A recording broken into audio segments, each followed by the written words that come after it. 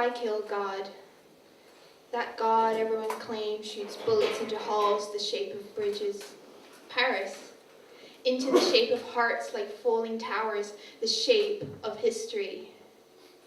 That God of justice, that God who measures justice like the length of your skirt, and each inch is a weight in this law of attraction. The heavier the gaze, the heavier the verdict, and our sins just keep growing.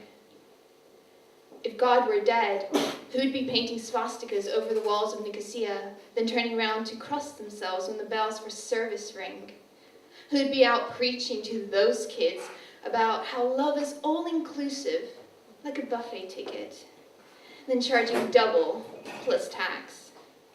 Who'd be writing textbooks on how to fuck up our environment because there's no such thing as climate change and damage control? The Armageddon will sort that out. Who'd say we even had to believe in God, rather than what happened in Yugoslavia and Anatolia, in those cities still on playback on BBC News or on YouTube with graphic material warnings? Not for kids, but about kids. We watch kids bloody, bond with fear or love, I forget which, as I bookmark articles under the name of religion, and the list just keeps growing. If God were dead and I had killed him, his hand would not have sent me down into my own bed, ashamed into sickness over becoming the sister of a bastard, or so they said.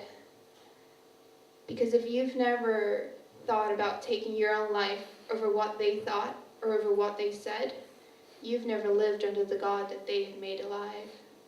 The God that in 2006 that sent X to the God that sent X to centers, where in 2016 they still prayed the gay away and beat the devil out of her.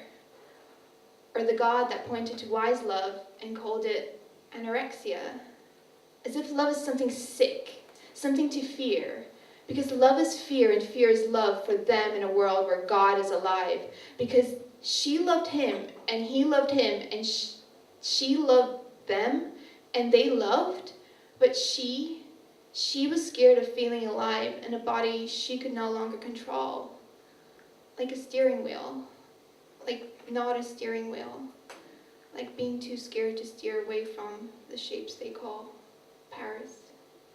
Bravo.